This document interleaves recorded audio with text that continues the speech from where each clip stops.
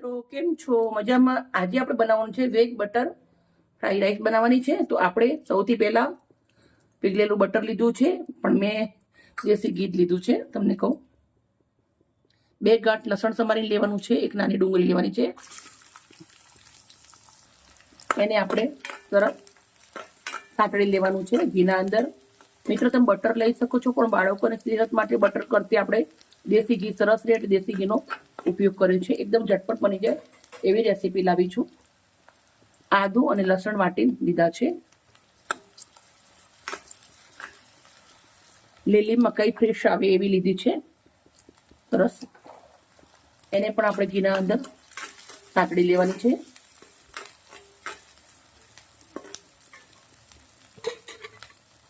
હવે આપણે ગાજર સમારેલું નાખશું, સમારેલું બીટ નાખી દેશું ઝીણું, બ્રોકલી થોડી નાખું છું.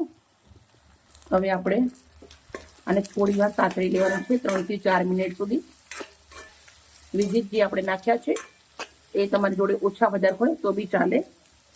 હવે આપણે થોડી વાર આને ઢક્કણ ઢાંકી દેશું, 3 થી 4 મિનિટ ચડવા દેશું તે ઘીના અંદર.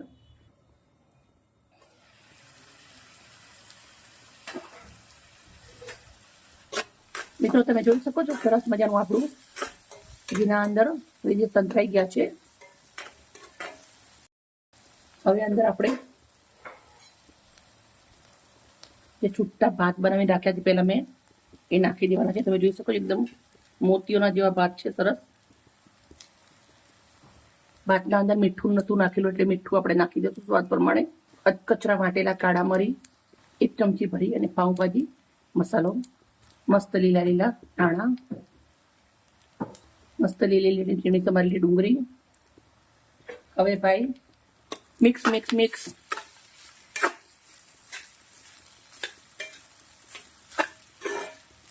મિત્રો આપણે પુલાવ ફ્રાઈ રાઈસ બધી ખાતા જ હોય છીએ, પણ જેવી રીતના મેં બનાવી છે એવી રીતના એકવાર જરૂર ટ્રાય કરજો.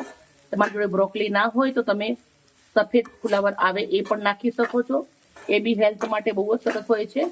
હવે 2 થી 3 મિનિટ આપણે આવી રીતે અને રવા દેવાનું છે. ફ્રેન્ડ આપણે રેડી જ છે, ભાત બનેલા એટલે વાર નહીં લાગે. હવે આપણે લાસ્ટમાં હું શિમલા મરચાં નાખું છું, લાસ્ટમાં નાખવાના છે. એ સલાડને પછી ક્રન્ચી રહે એના માટે બહુ જ મજા આવે. એના શિમલા મરચાં નાખ્યા પછી ખાલી 2 મિનિટ જ આપણે આવી રીતે આને સોતે કરવાના છે.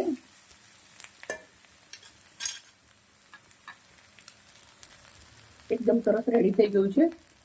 એક બાઉલ લીધું છે, બનાવ્યું તો ઘણું બધું છે પણ બાઉલના અંદર આપણે સર્વ કરી દઈશું.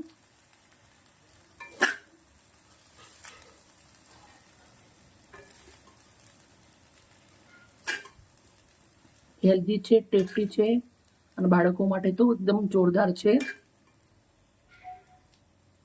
મિત્રો તમારા જો ઠંડી ભાત પડ્યા હોય તો બી તમે બનાવી શકો છો, પણ જ્યારે બનાવવાનું હોય એની 2 થી 3 કલાક પહેલા છૂટા ભાત બનાવી અને રેડી કરી દેજો, બહુ જ સરસ બનશે. એકદમ સિમ્પલ ટેસ્ટી બી તમને મેં સરસ મજાનું બનાવી અને શીખવાડી દીધું છે. આ 500 રૂપિયાની ડીશ છે, ઓછા બજેટના અંદર પૂરા પરિવાર જોડે ખાઈ શકો એવી રીતના આપણે બનાવ્યું છે.